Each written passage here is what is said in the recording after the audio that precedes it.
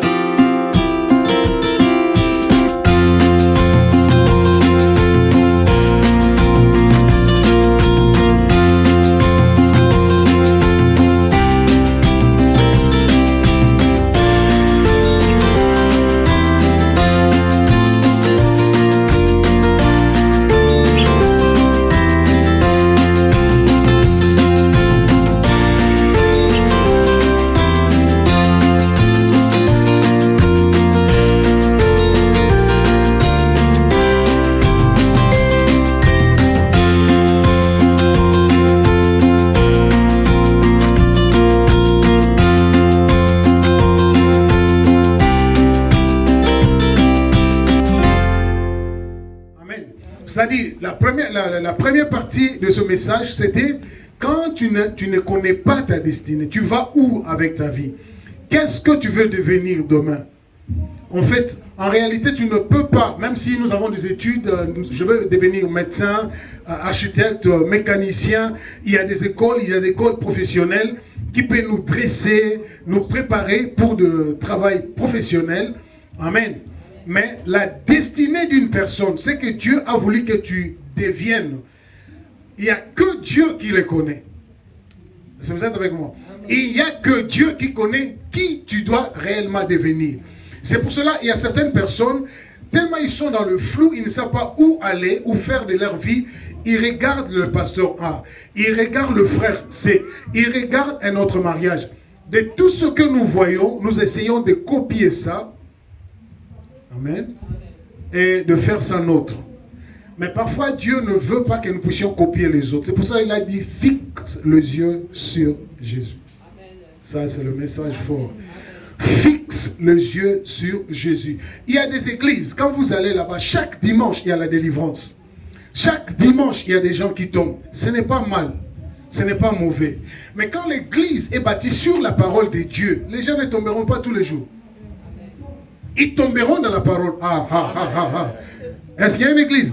Non, ça ne sert à rien de tomber maintenant et demain tu rentres encore dans le même péché. Mais si tu tombes dans la parole, my God, en t'élevant, tes yeux s'ouvriront et tu sauras marcher seul. Tu n'auras plus le calme comme pasteur. C'est Christ qui sera le lieu où tu vas t'appuyer. Et Christ, c'est la parole de Dieu. Amen. La relocalisation de la destinée. Amen. Nous allons voir ça doucement, il y a plein de révélations dessus. Et je priais Dieu, le Seigneur a commencé à me montrer, à partir de Genèse, comment il a réorganisé certaines personnes qui ne savaient pas où était leur destinée. Allons-y vite, Genèse chapitre 12. Peuple, accorde-moi un cœur intelligent. Pourquoi? Pourquoi? Pour qu'il n'y ait pas la partialité. Nous prenons l'exemple, Tryphène a fait quelque chose qui n'est pas bon dans l'église. Elle est ma fille biologique. Amen. Il y a une autre fille à l'église qui a raison, qui a fait aussi quelque chose de bon, mais elle est ma fille, ma pas biologique. Amen. Si je n'ai pas un cœur bon, ne reçois pas à moi. Même si Asali Mabé. Alors, toutes ces choses que toi tu fais, tu prends la part de ton fils ou de ta fille. Dieu voit ça. Alléluia. Amen. Les enfants qui viennent à l'église, même s'ils ne sont pas tes filles ou tes fils biologiques, ce sont tes enfants. Si c'est elle qui a fait du mal, ayant un cœur qui a un bon jugement, n'a pas condamné. Vous êtes avec moi? Amen. Dieu regarde ces choses. Le temps que tu passes quand tu travailles. Moi, je commence à travailler, je commence à 17h. Jusqu'à demain matin, je travaille. C'est un exemple. Mais maintenant, quand on te dit, viens à l'église de 23h à 6h pour veiller de prière, je suis fatigué. Mais quand il s'agit maintenant du travail, là où tu auras le pain, là où tu auras l'argent, tu as la force. Et Dieu regarde. Et j'ai une église ici. Alléluia. Dis à quelqu'un,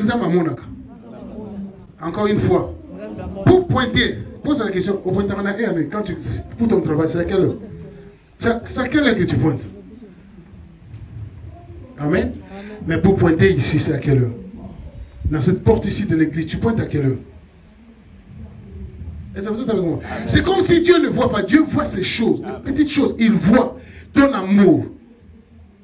La relocalisation de la destinée. Si tu veux devenir grand, sois sincère avec Dieu. Ce que tu donnes au monde, donne ça aussi à Dieu. Je vais parler à une personne ici. Si tu es arrivé une fois la nuit, si tu es géré une fois, c'est-à-dire une fois, tu manges et tu rentres et ça te sache que c'est l'appel de la prière. Amen.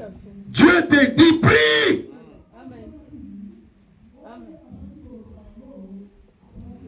Pourquoi? Parce que Dieu vient et il enlève ce sommeil. Pourquoi? Parce qu'il voit le danger qui arrive. Et il ne peut pas prier à ta place. Amen.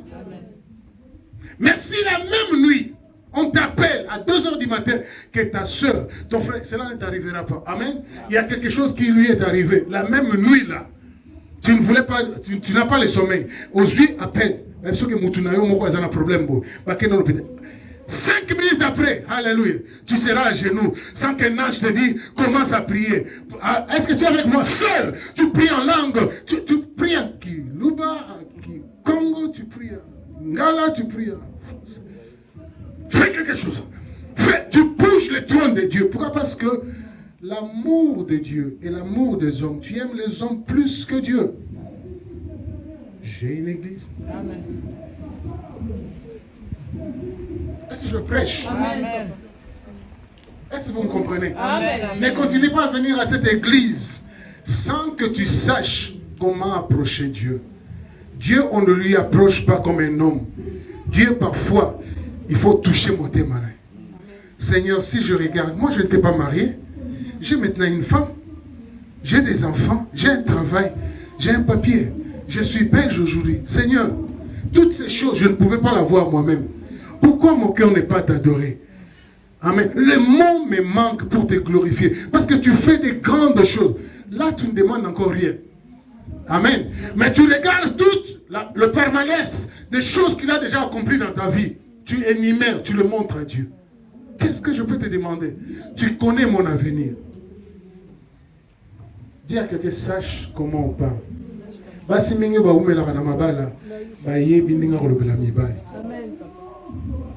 C'est juste avec vous. Dis à quelqu'un, sois quand même doux. Encore une fois, la douceur. Normalement, la femme, c'est la douceur. Moi, si mon gars mingi, c'est pas bien. Est-ce que j'ai une église ici? J'ai une église? Amen. J'ai un secret pour vous, les femmes. Il n'y a aucun homme au monde qui aime le trouble. L'homme aime, même sur les attaques. L'homme aime la paix. La relocalisation de la destinée. Si tu sais que tu deviendras grand, bon de l'Anzambio. J'ai une église. Amen. Yes. La semaine prochaine, tu vas témoigner ici. Tu vas témoigner ici. Fais seulement ce que je te dis. Si un homme veut la quiétude, veut la paix, Dieu cherche les adorateurs. C'est-à-dire, amen. La présence de Dieu est dans la louange. J'ai une église. Tu veux que Dieu soit avec toi partout où tu es et sois reconnaissant. Dis-lui merci à tout moment. Thank you, Lord Jesus.